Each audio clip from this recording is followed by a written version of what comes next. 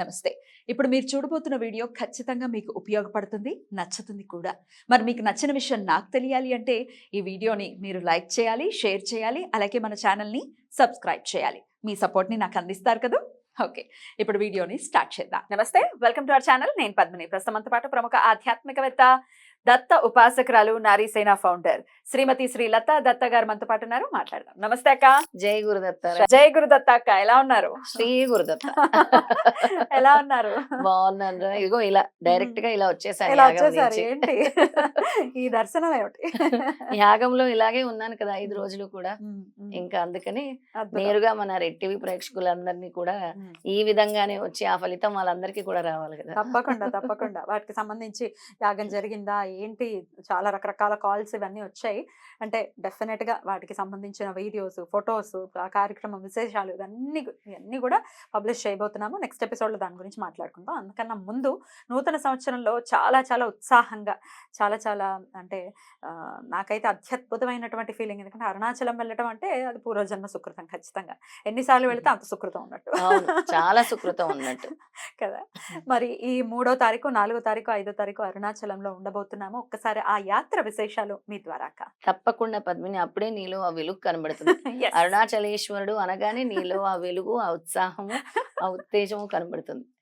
అవునక్క. చాలా మంది కొత్త సంవత్సరం అని అంటే ఏదో పార్టీలు ఇవన్నీ చేసుకుంటూ ఉంటారు. నేనేమంటానంటే ఆధ్యాత్మిక క్షేత్రాల్లో గొప్ప గొప్ప క్షేత్రాల్లో వెళ్ళి ఆ పాజిటివ్ ఎనర్జీని తీసుకోండి. మనము జరుపుకోవాల్సిన తీరు వేరే, ఆధ్యాత్మికంగా జరుపుకుంటే ఆ సంవత్సరం అంతా కూడా మీకు ఆ భగవంతుడు కాపాడుతూ ఉంటాడు. శ్రీపాదుడు ఏం చెప్పాడు, ఒకటేసారి కోటి ప్రార్థనలైనా తీసుకోగలుగుతాడు Hmm. శ్రీపాదులు వారు. Hmm. ఆ కోటి మందిలో మీరు అవ్వాలి అని అంటే మీరేం చేస్తున్నారు భగవంతుడి కోసం? ఒకటేసారి అంటే ఒక క్షణం పాటలు కోటి మంది ప్రార్థనలు శ్రీపాదుల వారు ఆలకిస్తారు. అయితే శ్రీపాదుల వారు ఏం చెప్పారంటే అరుణాచలేశ్వరుని నేనే, ఆ శివశక్తి కేంద్రాలు నేనే అని చెప్పారు. అలాంటి అద్భుతమైన మహా అద్భుతమైన క్షేత్రము ఏదైనా ఈ భూలోకంలో ఉంది అని అంటే అది అరుణాచలం అని చెప్పొచ్చు. 100%. ఎందుకు అని అంటే ఆ త్రికోణంలో ఉంటుంది. డైరెక్ట్ గా కాస్మిక్ ఎనర్జీ ఆకాశం నుంచి భూమికి స్ట్రెయిట్ గా పాస్ ఆన్ అవుతుంది అనమాట. Mhm. ఇంకెటువంటి అడ్డంకు లేకుండా. ఒక్కసారి ఎవరైనా అరుణాచలంలో అడుగు పెడితే కర్త కర్మ క్రియ అయి ఈశ్వరుడే నడిపిస్తానని చెప్పాడు. అలాంటి అరుణాచల క్షేత్రంలో మీరు అడుగు పెట్టాలి అని అంటే అరుణాచల క్షేత్రం కానీ దత్తక్షేత్రాలు కానీ ఒకటే. ఎన్నో జన్మల పుణ్యం ఉంటే గాని మీరు అక్కడ అడుగు పెట్టలేరు. అంతవరకు మీరు అనుకుంటారు వెళ్ళలేరు, అనుకుంటారు వెళ్ళలేరు. ఏదో ఒకటి ఆటంకం కలుగుతూ అసలు ఉంటుంది. అనుకోను కూడా అనుకోకపోవచ్చు. అనుకోను చాలా కూడా. సందర్భాలు కదా. అసలు అనుకుంటే అయ్యయ్యో వెళ్ళలేదన్న ఫీలింగ్ వస్తుంది. కొంతమంది అయితే అసలు అనుకోరు. Right. అయితే ఆ క్షేత్రం యొక్క విశిష్టత చెప్పాలి అని అంటే అక్కడ ఉండేటువంటి లింగాలు ఏవైతే ఉన్నాయో, మనము గిరి ప్రదక్షిణ మొదలు పెట్టేటప్పుడు మొదలైన లింగాల నుంచి Hmm. అన్ని ఇంద్రలింగం నుంచి మొదలు పెడతారు. అవును. ఇంద్రలింగం నుంచి, వాయులింగం నుంచి అష్ట చివర వచ్చే దిక్పాలకులు. దిక్పాలకులు. Hmm. అంటే మీ పాపాలు పటాపంచలవుతాయి. అసలు శనిదేవుడికి బాగా ప్రీతికరమైంది ఏంటి? నడక. నడక. నడక. అది కూడా అరుణాచల గిరి క్షేత్రంలో మీరు వేసే ప్రతి ఒక్క అడుగు కూడా అశ్వమేధ యాగం చేసినటువంటి ఫలితం కలుగుతుంది మీకు. మీరు వేసే ఒక్కొక్క అడుగు వచ్చి గిరి ప్రదక్షిణ. ఆ విధంగా ఇంకా అంటే మనతో వస్తే ఏమిటి అనంటే ఇంకా చిత్రమైన విశేషాలు, చిత్రమైన యోగులు, Hmm. ఎటువంటి అద్భుతాలు జరుగుతాయో తెలీదు. అంటే ఆధ్యాత్మికంగా ఎవరైతే నిరంతరం అందులోనే ఉంటారో, ఆ నామస్మరణతో ఉంటారో, అలాంటి వాళ్ళతో సావాసం చేసిన, అలాంటి వాళ్ళతో తీర్థయాత్రలు, క్షేత్రాలు వెళ్ళినా అది చాలా విశేషంగా ఉంటుంది పద్మిని. అంటే అనుభవపూర్వకంగా నాతో జర్నీ చేసిన వాళ్ళు కూడా నాతో చెప్పడం జరిగింది. నేను గురువులతో చేసి నేను అనుభవించడం కూడా జరిగిందనమాట.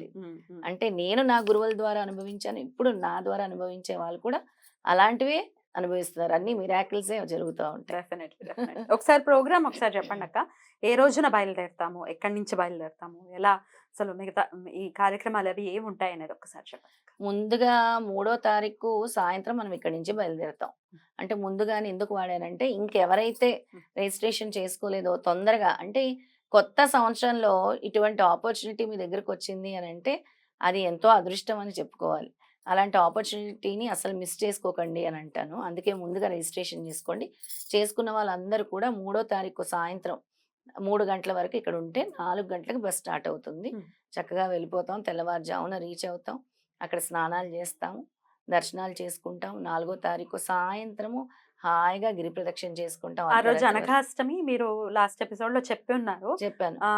వరాహి పీఠంలో మనం ఉండబోతున్నాం, అవును. ఇక్కడ ఉంటాము. వారాహి పీఠం దగ్గరికి తీసుకువెళ్తాను. ఉమ్, చక్కగా ఉమ్, అందరితో కూడా అనగాష్టమి పూజ చేయిస్తా అన్నాను. ఉమ్, అంటే కుంకుమార్చన. ఉమ్, కుంకుమార్చన అందరి చేత కూడా చేయిస్తాను. ఆ లక్ష్మీ అష్టోత్తరాలు నేను దగ్గరుండి, ఉమ్, అనఘాలక్ష్మి అష్టోత్తరాలు కూడా నేను దగ్గరుండి చదివిస్తానని చెప్పటం జరిగింది. ఉమ్, అందరికీ కూడా ఆ విశేషమైన రోజు, విశేషమైన లక్ష్మీ కటాక్షం లభించే విధంగా అక్కడ పూజలు జరుపుకుంటాము. ఉమ్, మెయిన్ ఈశ్వరుడు, ఉమ్, అరుణాచలేశ్వరుడు. ఆయన దగ్గర నిల్చుంటేనే అగ్నితత్వం మనకు తెలుస్తుంటుంది. అవును, అగ్నిలింగం కాబట్టి అవును. ఆయన దర్శనం అరుణాచలేశ్వరుడు దర్శనం. అనఘాష్టమి రోజు స్వామి దర్శనం, అపీత కుచాంబ దర్శనం కూడా. 2 ఉమ్, ఉమ్, కూడా అదే రోజు జరుగుతున్నాయి. ఉమ్, ఉమ్, చాలా అద్భుతంగా ఉంటుంది. ఉమ్, ఇంకా అక్కడ ఉండేటువంటి మహిమాన్వితమైన ఆశ్రమాలు కానీ, ఉమ్, ఇంకేమైనా ఉమ్, దేవతలు గాని, అంటే ముందే నేను చెప్పకూడదు కదా! ఉమ్. అన్నీ కూడా ఇంకా విశేషంగా చూపించదలుచుకున్నాను. Right. ఆ రోజు సాయంత్రం 4వ తారీఖు అనఘాష్టమి రోజు మనం గిరి ప్రదక్షిణ గిరి చేస్తాం ప్రదక్షిణ చేసేస్తాము. సాయంత్రం. ఆ రోజు 4వ తారీఖు అక్కడే నిద్ర చేస్తాం. నడవగలమా ఇలాంటి డౌట్స్ అన్ని వస్తూ ఉంటాయి. 16 కిలోమీటర్లు మొన్న కురోపురం యాత్ర ఇక్కడి నుంచి 200 కిలోమీటర్లు చాలా సునాయాసంగా నడిచేసి వచ్చేసారు.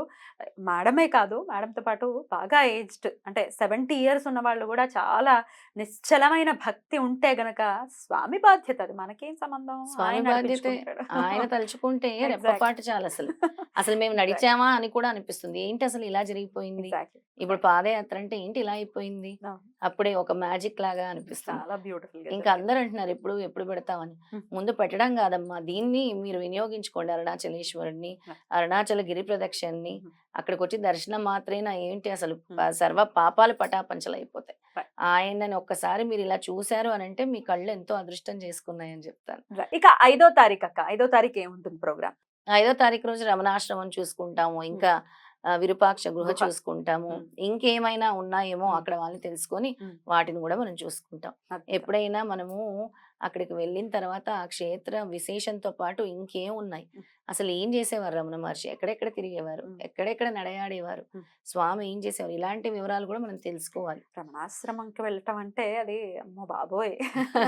అక్కడ ప్రశాంతతని ఖచ్చితంగా మనం అనుభవించి తీరవలసింది. ఒక్కసారి అడుగు పెడితే ఇంకా ఈ ఐహిక ప్రపంచంలో ఉండేటటువంటి ఈ కోరికలు కానీ ఇవి కానీ ఏమి ఉండకుండా నిశ్చలంగా మనసు ఉండటం అనేది మనం అబ్జర్వ్ చేయొచ్చు చాలా కదా అక్క? నిశ్చలంగా అలా మనసు ఉండాలి అనంటే అందరూ కూడా ప్రాపంచిక సుఖాల్ని త్యజించాలి. Yeah.